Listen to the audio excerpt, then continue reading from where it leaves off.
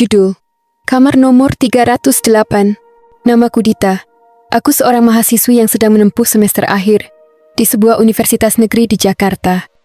Di tengah-tengah kesibukan skripsi, aku juga bekerja paruh waktu sebagai resepsionis di sebuah hotel tua di kawasan Kota Tua. Hotel itu bernama Hotel Merapi, berdiri sejak tahun 1925, dan konon katanya menyimpan banyak cerita mistis. Aku tidak pernah mempercayai cerita-cerita horor. Hingga suatu malam, semuanya berubah. Malam itu dimulai.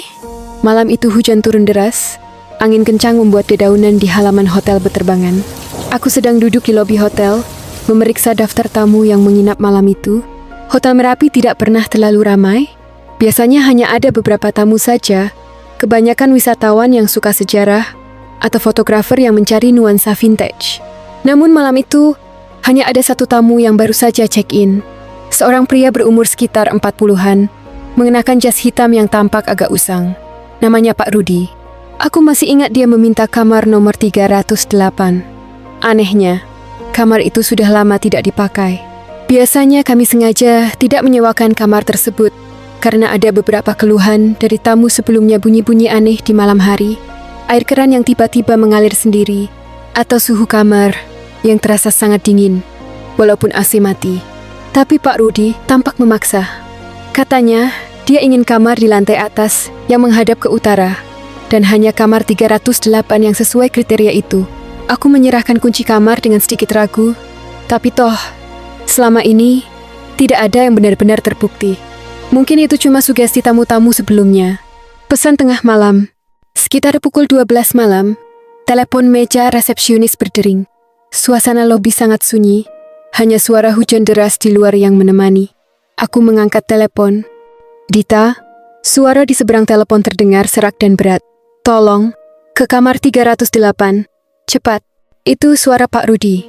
Tapi ada yang aneh. Suaranya terdengar seperti berbisik, dan di belakangnya samar-samar terdengar suara perempuan menangis. Aku langsung berdiri dan mengambil kunci cadangan kamar 308.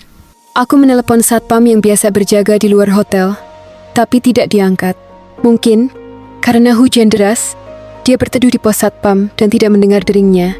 Dengan langkah berat, aku menaiki tangga ke lantai 3. Suasana di lantai itu begitu mencekam. Lampu-lampu lorong redup dan udara terasa lembab. Kamar yang terbuka. Sesampainya di depan kamar 308, aku melihat pintunya sedikit terbuka. Dari dalam, kulihat lampu kamar redup dan terdengar suara tangisan pelan, seperti suara seorang perempuan. Aku mengetuk pintu pelan. Pak Rudi? Ini Dita dari resepsionis. Tidak ada jawaban. Aku mendorong pintu perlahan. Bau anyir darah langsung menusuk hidungku. Kulihat ruangan itu kacau. Spray ranjang berantakan, kursi jatuh ke lantai, dan di tengah-tengah kamar, kulihat Pak Rudi terduduk di pojok ruangan, memeluk lututnya sambil menatap ke arah lemari tua di sudut kamar. Aku mendekatinya. Pak Rudi, Bapak kenapa? Dia hanya menunjuk ke arah lemari. Dia di dalam, bisiknya dengan suara gemetar. Dengan perlahan aku menoleh ke arah lemari itu. Pintu lemarinya sedikit terbuka, seperti ada seseorang yang sedang mengintip dari dalam. Aku mundur beberapa langkah, bulu kuduku meremang. Dalam celah itu, aku bisa melihat sepasang mata hitam pekat yang menatap tajam ke arah kami.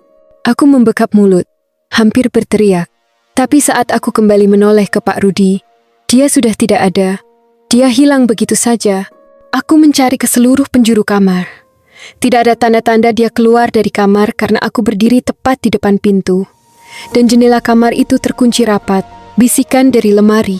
Saat aku masih mencoba mencerna apa yang terjadi, suara dari dalam lemari memanggilku. Dita, buka.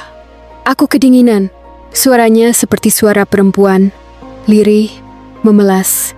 Tapi entah kenapa, ada nada dingin dan mengancam di dalamnya.